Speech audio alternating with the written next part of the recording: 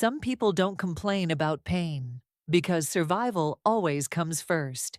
9:40 a.m. A security camera shows an elderly woman entering a pharmacy. Her steps are slow, her head lowered. She hands over a prescription, then looks into her wallet.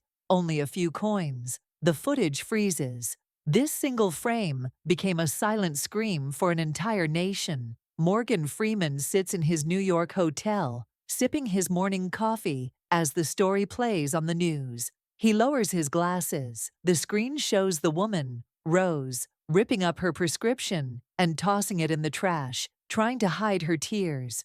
In the background, a young pharmacist, Emily, quietly picks up the torn pieces and writes something in a small notebook. That moment, young pharmacist Emily started what she called the kindness ledger. And maybe that ledger reminded a nation of its conscience. Morgan whispered to himself, "Sometimes the deepest kindness echoes loudest when it's hidden." One day earlier, a small-town pharmacy, Rose, 85 years old, walks in with a cane, a prescription in hand, for heart medication. The price, $78. In her wallet, just enough for either the medicine or her grandson Liam's bread. "My heart can hold on, but a hungry child can't." Emily is speechless. Rose silently rips up the prescription and walks out. With trembling hands, Emily collects the torn paper. Then she opens her notebook and writes, March 22nd, Rose, heart medicine, debt, $78. That night, as Emily's notebook quietly marks the start of something bigger. In another city, Morgan Freeman replays the footage, a silent act of sacrifice, now echoing in the hearts of millions. This isn't just one elderly woman's story. It's the story of everyone we've chosen not to see. The next morning, Rose is seen at the local market. She still has $4 in her pocket, not enough for fresh bread. The elderly grocer recognizes the quiet in her eyes. He gently slips a few slices of stale bread into a bag and hands it to her grandson. Rose doesn't even say thank you. She can't find her voice. Meanwhile, Emily stares at the debt page in her notebook. Rose's heart medication still sits on the list. She traces her finger over the line.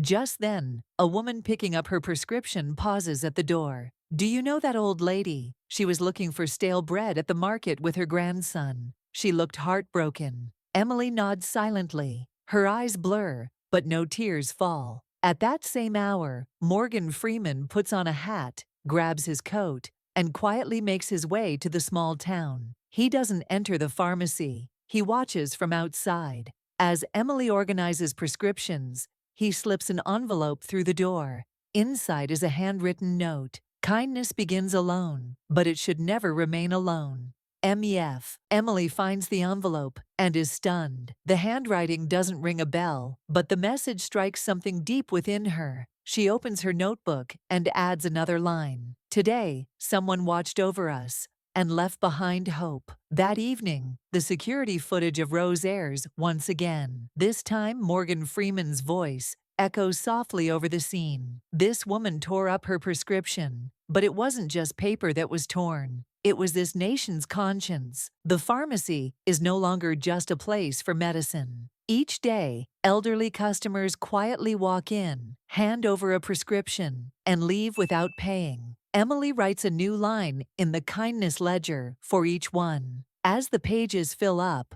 so does the weight on her shoulders. She begins spending half of her paycheck on these medications. But deep down, she knows she can't keep this up forever. One afternoon, an elderly man appears at the door. His coat is worn, and his hands shake. He speaks in a hushed, almost embarrassed tone. "Miss, is it possible to heal here, even without money?" Emily doesn't answer. She simply nods.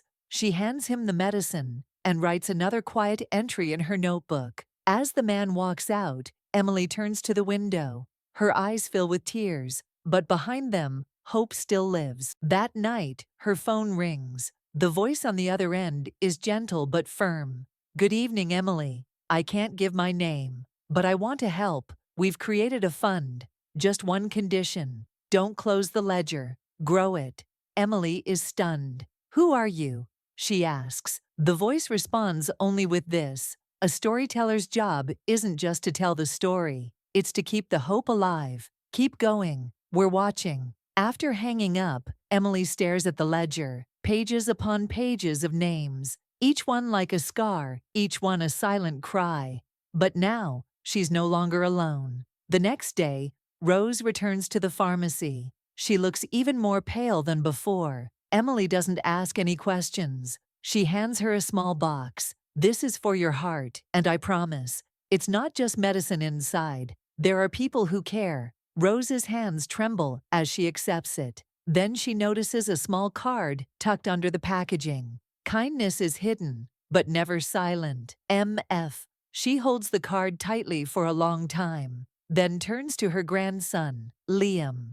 The boy looks up, eyes filled with an unspoken question. Grandma, why do we always whisper? Because, my dear, the truest words are often spoken in a whisper. That night, a voice recording is made. Morgan Freeman's iconic tone fills the background. For a new campaign, he begins with just one line. This prescription is not just medicine. It's the heartbeat of a people. Sometimes being seen means more than just surviving. One morning, Emily finds a note taped to her pharmacy window. A small brown envelope with a slip of paper tucked inside reads, "Medicines save bodies, but you bring souls back to life." A watcher. There's no name at the bottom, but Emily feels it in her gut. This isn't just a thank you. It's a call to keep going. Later that day, she walks into the back room of her pharmacy. Between the shelves, in a quiet corner, she opens the kindness ledger. As her fingers slide across the pages, her eyes land on one name: Rose, March 22nd, heart medication. That day, she had drawn a small heart next to it. This book is no longer a log of debt, it's an atlas of compassion. That afternoon, the local news station visits the pharmacy. Emily's story has spread through town. People are now talking about the nameless chain of kindness growing among them. A reporter asks her, "Why do you do all this without ever revealing your name?" Emily looks down, then smiles gently. "Because I do it for those whose names I'll never know." That same evening, Rose is sitting at home with her grandson Liam. The television glows. Emily appears on the screen. Liam points excitedly. "Grandma, look, it's your pharmacist." Rose nods, but she doesn't speak. Her eyes shimmer with emotion. In her lap is the very same prescription she once tore apart, now taped back together, placed inside the box Emily gave her, and framed. It's no longer just a prescription. It's a quiet reminder. You still matter. At that moment, across the country, Morgan Freeman sits alone in his study. Before him is a photo of Rose. Behind him, posters for the campaign, "The Silent Cry of the Elderly," rest on the wall. He begins recording a new message. Sometimes, the health of a nation is written in the tears of a grandmother.